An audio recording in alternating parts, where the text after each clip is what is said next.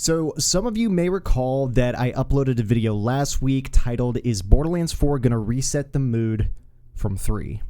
The idea being, Borderlands 3 kind of gave us a little bit of a bad experience, I guess, with the game, be it the story, the voice acting, what have you. People had issues with 3. It was still generally a good game, but nonetheless, there were bits and pieces and issues that people had with the game, especially if you were to compare it to Borderlands 2, Borderlands 1. 3 just did not hit nearly as well as the previous titles did. So the idea being, Borderlands 4, when that finally released, is it going to completely wash away whatever 3 did to us? Not to say that 3 was completely atrocious, but nonetheless, we were hoping for a better outcome, a better experience. So far, right now, Borderlands 4 is not doing particularly well in a few different areas, and we'll get through all of them. First, let's start at the major one, the one that we all see every time that we boot up Steam, which is the Borderlands 4 homepage on Steam. September 11th, 9/11 is when the game officially released. It'd been out probably a day or two before for any early access people. I don't know if that was a pre-order thing as well, but people have been playing it for a pretty good chunk of time, a week-ish, depending on your situation. Currently, as it stands, it is sitting at a 63% with about 8,000 user review ratings. I am expecting it to drop significantly farther down. Some of you guys have seen within the past couple of days that the CEO of Gearbox, Randy Pitchford, has said some pretty interesting things regarding people's lackluster performance on the game as of right now. Again, the game has not been out for that long. It's not been out for a week in total, yet people have been voicing concerns that the game is not performing as well as it could have, as it should have. Oh, Pachi's getting through the curtain right there. My bad. So let's go through this a little bit. If we were to just jump to the Steam page, right now I'm not going to be able to find anything in particular, but basically it was a mixture of people who had relatively good parts in their computer, be it 4K, 5K series GPUs, CPU equivalents, enough RAM, like basically computers that should, at face value, be able to run the game significantly well. People were also complaining that those computer parts in those particular computers, as well as 3K series, 2K series NVIDIA GPUs, probably AMD equivalents, basically a wide range of people with a wide range of systems were reporting issues. And for one reason or another, and gamers will do this, we will all do this. Every time a new game comes out and we're running it into an issue, we're going to post it somewhere. It's got to be something. Is it me? Is it you? We're trying to do our initial comparisons to see whether or not we can fix this, because when we buy a game, especially a game that we're looking forward to, we want to make sure that we're going to have a good experience right out the gate. It doesn't matter how crap your computer may seem. It doesn't matter how amazing, top dollar, I just bought brand new pieces of everything and I built it a month ago sort of computer. Everyone, if they run into an issue, is going to want to find out what it is, and the internet is the only place realistically to go to. You may have a friend in real life that you can hit up and be like, hey, are you having issues? But no, you're going to be on the internet, you're going to be on Reddit, you're going to be on YouTube, Twitch, what have you, Twitter, X especially. You're going to be all over the place discussing, what is wrong. And before this even happened, within, the past couple of days, Borderlands 4 has unfortunately been in that mixed review rating. Like, this isn't new. Whatever Randy decided to post, whatever anyone decided to flame the game for, it was running into performance issues right out the gate. And again, the game's not even a week old. I've got a feeling that a lot of this stuff can be patched, can be fixable, but the issue that I think everyone else has had, that I have especially, is just the way the CEO of Gearbox has gone about, I guess, talking about it. And so we got an article pulled up from IGN. I'm pretty sure everyone's running a similarly posted article. But we'll go through some of his comments and try to really understand, I guess, his point of view when it came to his, I would say, his overwhelming disgruntlements towards the rest of the gaming community when it came to a lot of this stuff. Apparently, he went through a pretty... all of his vocal concerns were over X. I'm not going to bother pulling up any tweets or posts or whatever over there. I'm just going to take a look at the article because a lot of it is pretty much quoted. So let's start at the very beginning. Randy Pitchford is on the offensive when it sorry for scrolling around. Is on the offensive when it comes to Borderlands 4's PC performance, responding directly to complaints on social media to claptrap back at the disgruntled fans. I like that a little bit. Wesley, it's good. It's good right there. Freshman's confusing comments about the reason why the console version of Borderlands 4 lacked a field of view slider, which is whatever. His declaration that it would have been impossible to break the Borderlands 4 servers through sheer weight of player numbers alone at launch. Okay, fair. I was going to say, you guys, I'll leave a link to this article if you guys want to check out any correlating pieces of information. You guys are more than welcome to check that out. The outspoken Gearbox chief spent time this weekend addressing the complaints about Borderlands 4's performance on PC. At various points in social media, Pitchford told people to code your own engine and show us how it is done, please, which I thought was a funny comment. I saw in a video from someone else talking about this exact subject. They pointed out that they're running on Unreal Engine, which is Epic Games. It's a completely different company that they got the engine from, but that's beside the point. Declared Borderlands 4 a premium game made for premium gamers. Now, this comment, I would say, would rub people the wrong way, and it does rub me a little bit the wrong way, but I fully accept that I run a very old computer that was not even top of the line at the time that I built it. So I'm very much out of the race, I guess, in playing this game, especially in the short term until I get a new computer. Remains to be seen whether or not I'm actually going to pick up Borderlands 4 in its entirety. It all depends on how well Pitchford can quite literally pitch me to pick up the game. A premium game made for premium gamers. This gives kind of Abercrombie and Fitch vibes a little bit. There were some comments made from the, I think the CEO, I forget who or when that was, but nonetheless, the store was geared towards the popular kids. You guys might remember that. You don't go there to get clothes for everyone. We only want the popular kids to come in to buy our clothes, which it's not a good way to really sell yourself, to sell your brand, to sell your game, your clothing attire in total. You're deliberately saying, I may not want you as a customer, which defies logic a little bit. It defies the entire concept of building a brand and building revenue, essentially. You want higher sales figures. You want to try to accommodate quite literally everyone. Everyone. Doesn't mean you have to bend over backwards to completely destroy the vision of whatever it is you're trying to put together, but nonetheless, what are you trying to serve? And it's like, I get it. The idea is not to come out the gate and be like, I want all the money in the world. No, you want to push your dream and your vision for a thing, and if other people chime in to try to adjust it so that you can't get that exact vision anymore, and you start chasing the money rather than the dream, as the quote goes, then I get it. You want to tell those people, hey, I can't accommodate you for whatever the reason may be, because it's detracting too much from what I'm trying to do. So it's like, I'm sorry, I may not be able to use you or have you as a customer, and I totally get it.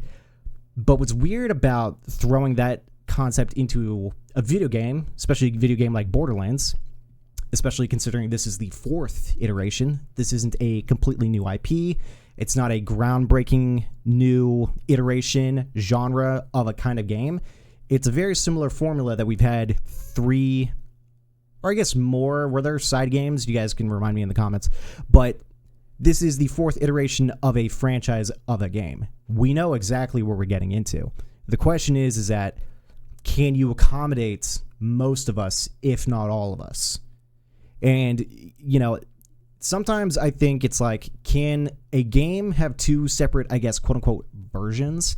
You can give us the beautiful, highly updated, graphically fidelity sort of game for the premium gamers. But you also could just launch it exactly the way Borderlands 3 was built, but just way better story, characters, all that. Performance can be virtually the same, unless it can't. I totally understand.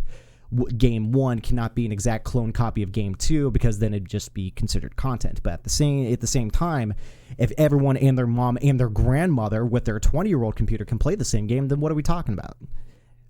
if you want more customers, you know exactly what to do. But if you gear it towards something completely different, then it's whatever. Now, I've never built anything. I know nothing about coding and computer graphics and all that stuff. I just play video games. So I could be completely wrong about this, and I totally feel it. Just the business side of me, which I do have a little bit of experience in, not too much of running my own business, but nonetheless learning and studying and going to school for a little bit. You want customers. You want repeating customers. And after the week launch of a game, your CEO to come out and not explicitly tell people to go pound sand, but it kind of is in a little bit, thwarts customers. I don't know. Let me know what you guys feel about all of this information, either over the course of this video, or if you've already seen plenty of this and you already drew your conclusion, please let me know in the comments what you guys are feeling. But we'll keep reading here just to get an idea of what has been said and the overall feeling of it. There's plenty to dig in here, but ultimately what Pitchfork said is saying that the PC gamers should manage their expectations when it comes to the performance of Borderlands 4 in the context of their own rigs. I do this with virtually every game. Borderlands 4 is no different. But that's because I am a broke boy, to quote someone else. Every PC gamer must accept the reality of the relationship between their hardware and what the software they are running is doing. Right. Clearly designed to address the performance issues that sparked so much discourse around Borderlands 4. We have made an amazing and fun and huge looter-shooter campaign game. Okay. The game is pretty darn optimal. Okay. Which means that the software is doing what we want without wasteful cycles on bad processes. Now, this bit goes a little bit above my head. Again, I'm not a coder, so I know nothing. But it sounds a little bit like wasteful cycles on bad processes just sounds like an efficiency issue. We're going to be too inefficient, therefore we have to cut a lot of weights. Instead of being more efficient than we would think by implementing something completely different. So it was a choice. It was a choice between not wanting to be wasteful, not wanting to be efficient, or not wanting to be inefficient and wanting to be much more efficient. And the efficiency meant we need the player base to run better hardware. I feel that to an extent. Again, someone pointed out in a different video that it just takes one look at whatever Steam, what they did for their surveys, which is a fantastic tool at this point. It's arguably the most fantastic tool. The Steam survey that took everyone's, or at least everyone that wanted to post in their hardware for Steam to aggregate, all of it pointed towards a 3K series GPU, at least for the vast majority of players that have a Steam account with their own computers. So it's like every developer probably has access to those surveys, so they know where everyone's lined up to hit the biggest chunk of the player base as possible. And sometimes that might require some sacrifices in the development process to adhere to that. So I don't know. Again, I know literally nothing about this. I just look from the outside in a very, peripheral sort of point of view. So let's continue on. Pitchford went on to insist that PC gamers have tools that help them balance their preferences between FPS resolution and rendering features, and they should make use of them. If you aren't happy with the balance between these things you are experiencing, please tune to your preferences using the tools available to you, he said. I feel like it's fair.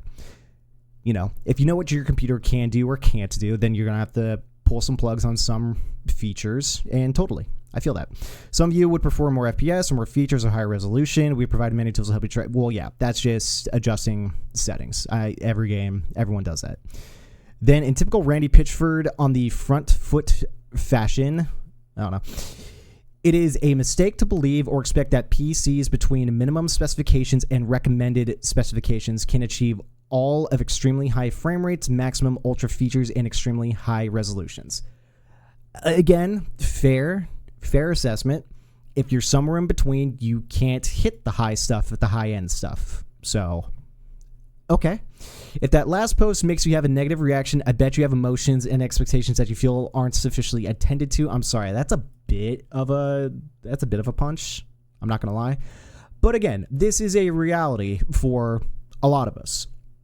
if the company that makes the game does a good job at figuring out what the minimum and the recommended specs are, then that's at the very least what we can expect when we play whatever game that we're playing, is that we will not be able to hit the extremely high stuff if our computer is somewhere in the middle. And that's going to take, especially from the gamer, a lot of understanding and perspective on their computer to see where they can land. Not one, and it could be, and this is kind of an unfortunate bit, but you may have two separate AAA games that have quite literally the same minimum and recommendeds. One game you might be able to squeeze a little bit more performance out of versus the other game where it doesn't. And that is definitely an unfortunate side of PC gaming that we probably all have experienced at this point. Not every game is the same and not every system is the same. Hell, you could get the exact bits of a GPU made by a completely different company, and there's going to be performance differences. Like, the level of variation that we have per game, per system, per computer part is just all over the place. So it's like, I get from his perspective that it is a frustrating topic to talk about because you really cannot accommodate every single person out there. And that is the benefit of console gamings. Every console should roughly, like a very slim margin of error, should all be carbon copies of one another, for sure. So you can easily make a game for console because every console out there should be running literally the same way. But when it comes to PC gaming, it is a curveball. I totally feel that. And again, I don't know what development is for studios to be able to accommodate as many people as possible. I don't know if it's just a one size fits all sort of concept, or do they have to tailor make every single iteration of every single permutation of every single PC out there to be able to run their game at whatever. I don't know. If there's a video out there that fully explains like what it takes to go through that, I would love a link. I'm pretty sure everyone else would love a link to like really fully understand what it takes to go into that. Like how bad is it?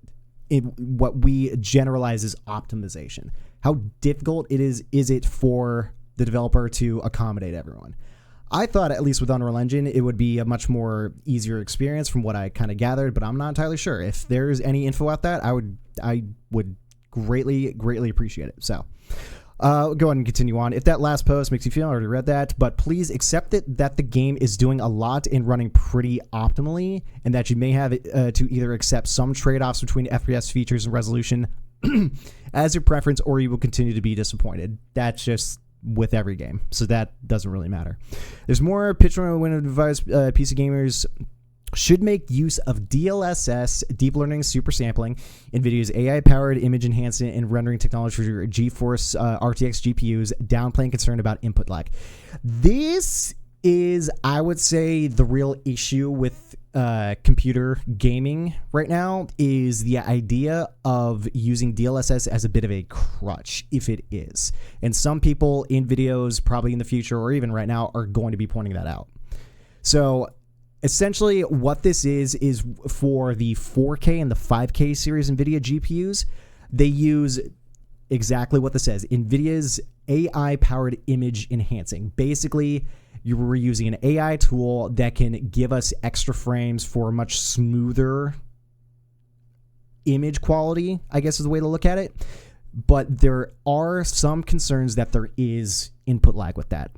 And anyone who has played video games, especially competitive ones, you know the feeling of input lag and how uncomfortable it is. It's a very uncomfortable feeling. I have no idea what this is because, as I've stated on my streams and probably in previous videos, I run a very old computer. I run very much not a 4K or a 5K series NVIDIA GPU. I am multiple generations behind. So I have no idea how well this works. Be sure to let me know if you guys run DLSS on any games and you notice that it's really good or it's poorly implemented, maybe. And also be sure to let me know what kind of game you're running it on and whether or not you've actually noticed input lag. I have no idea, but I have thought of this is a bit too much to kind of lean on for optimization but I'm not too sure. It just doesn't, I don't know. Use DLSS, it's great. Again, not everyone can. The game was built to take advantage of this, This is not a competitive FPS, sure. And I'd been led to believe that in a blind test that humans cannot detect input lag. I'm not sure about that one, Coach. People in other games and other types of games and other types of situations, input lag is very much a thing. In my own demonstration experiences, I believe this is true. No, input lag is very much a thing. So, but in correlation to DLSS, I have no idea. Everyone has the freedom to believe what they want to believe, and I know the internet is easy to find rage and passionate people who are convinced of all kinds of things, whether they are true or not. Sure. If you're attached to the idea that DLSS is bad for your gaming experience because of something you saw or read on the internet, I'm sorry. No, that's not true. If anyone had access to DLSS, that is another rendering feature, as previously pointed out, that people would be flipping on and off like a light switch to see, is this better, is this worse? And if it's better, then people would use it and you would have no complaints. If it was worse, people would not be using it and then they'd be voicing their concerns. So I'm not sure about that one. Hope instead you use the technology designed to give you the experience you want. If people voice their concerns, people typically don't like going out of their way. I'm definitely one of those people. I've yet to, at this point in my gaming career on Steam, I've not posted a review on anything for whatever reason. So I'm not particularly, I don't really feel that. So we can go ahead and go on a little bit more. So you pointed out that the concerns about performance in their ticket submitting system are significantly less. 0.01% of all tickets submitted are valid performance issues, and not everyone makes a ticket, so I'm not feeling that. He does go on to say that does happen. People don't really submit tickets, but they're also, where is it? We're also looking at the telemetry in real time regardless of what people actually report in the game, and they're finding that the performance issues are just not really there. And it's like, okay, before any of this was even talked about, people were reporting performance issues. So I don't know which one came before, the chicken or the egg on this one. I'm pretty sure people were having issues before anyone else was talking about it. So I don't know. If people weren't having issues and the game was just fantastic, the game would be running at an overwhelmingly positive review on Steam. I don't think anyone was out for Gearbox or anyone was out for Borderlands as a franchise in particular from the get-go. So I'm not entirely sure why it is, but it is nonetheless. So who's to say? I know a lot of you are dead set on playing in 4K Ultra Max settings using 2 to 3 year old hardware. You do you, but BL4 and UE5 are doing a lot for me. The trade-off for frames isn't worth it. I play at 1440 with settings super high, and I'm super happy with the trade-off. The game looks amazing at 1440p. So I don't know. Maybe the game, quite frankly, in this particular paragraph, states exactly that. The game was not made for non-top-of-the-line computers that are at least 2 to 3 years old. So if the idea is to really fit in a very small subset of computers, then I can't help but feel that was not the correct approach in terms of optimization for the game. So whether or not the idea of cutting optimization, the optimization process, I guess what it would be to allow a wide range of computers to play the game, if that was cut for reasons, for payroll reasons, you know, if that was a cut for the development of the game that they just had to do, it could be a little bit of that. We don't know. Though we do have a little bit of financial information aside from all of this that's going on. So that's pretty much the gist of what's been going on. Be sure to let me know what you guys think about his talking points, more or less, that he stipulated. The article does go on for a little bit more, but you guys nonetheless get the gist. I just can't get over the fact that the CEO of the company, which is also a subsidiary of Take-Two Interactive, so we're talking Rockstar, we're talking Zynga, however you pronounce that, but they were only acquired back in March of last year. So this whole bit should have been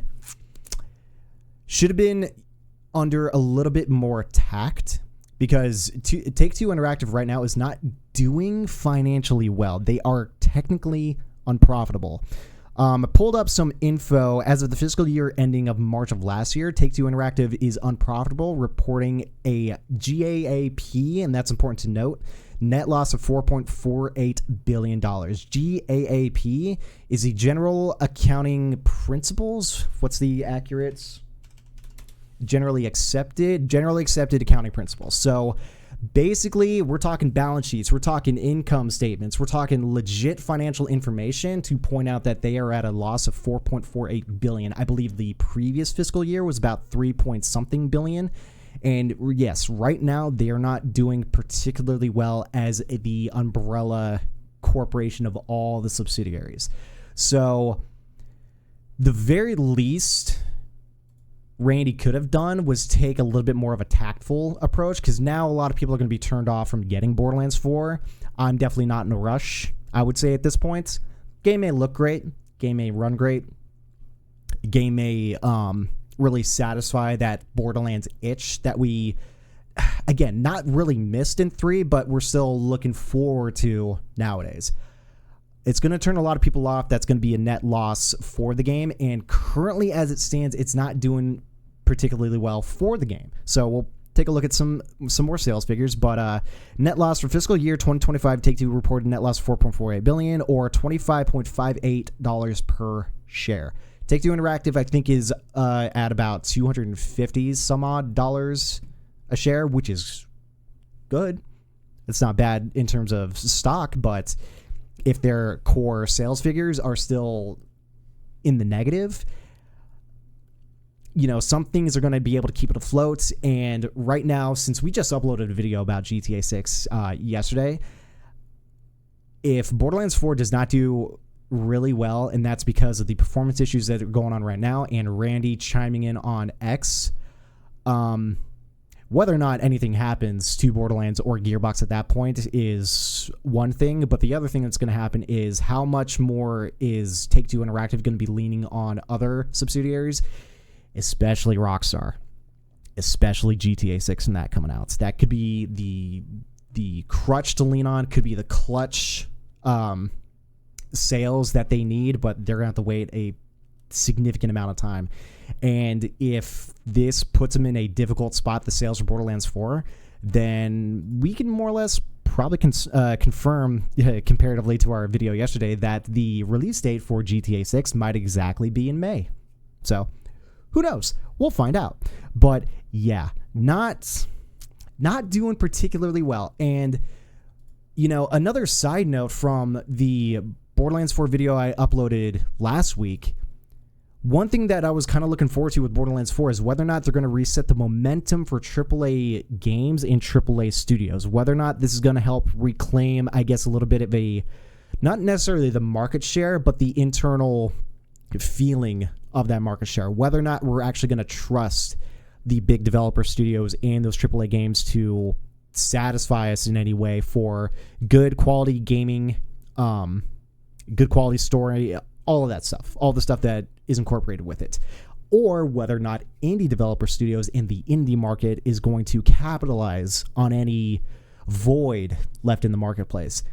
And again, it goes to his comments, it goes to Borderlands 4's current performance, and not everyone is having a horrible time. I'm pretty sure a lot of people are having a great time with the game. Totally feel that. It's just there's a subset of people that are not. But if this does not help reset that feeling and, I guess, curb that momentum a little bit, the indie market's going to be doing particularly well. And one thing I want to point out with the indie market is, so currently right now, and again, the game has not been out for that long. It's only been a week. We're still waiting for the end of this quarter, the end of next quarter, Christmas sales, console sales, Borderlands 4. Like, we're still waiting for a lot more sales figures to go through. But as it stands, Borderlands 4 has sold about 2 million copies around all consoles, including PC.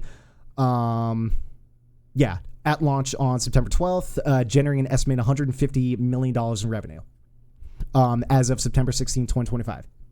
Fantastic. Good numbers. Schedule 1 has sold over 8 million copies since its launch on Steam in March 2025. Now, this is not a one-to-one comparison. Totally not saying that it is. Schedule 1 indie game made by one dude, and it sold 8 million copies because it is a significantly cheaper video game. I believe it's like, what, 15, 20 bucks? Totally not a one-to-one comparison. But I can't help but feel there is something to be said about the indie developer studio marketplace right now and how much it is capitalizing on the lackluster performance of the AAA studio market. There's something there. There's something quantifiable in exactly that reason. We should see Borderlands 4 demolishing game sales. And as we reported yesterday, GTA 5 back in 2013 with only 2 consoles, PS3, Xbox 360, $1 billion within the first 3 days. 11 million units sold in 3 days. First day, 3 days, doesn't matter. 3 days, 11 million units. Borderlands 4, 2 million units. So there's something to be said here. There's something really to be said. And I don't know what it is, but, you know, be sure to let me know in the comments down below what you guys feel about this. I'm a little concerned, especially for the performance of Gearbox at this point. I don't know.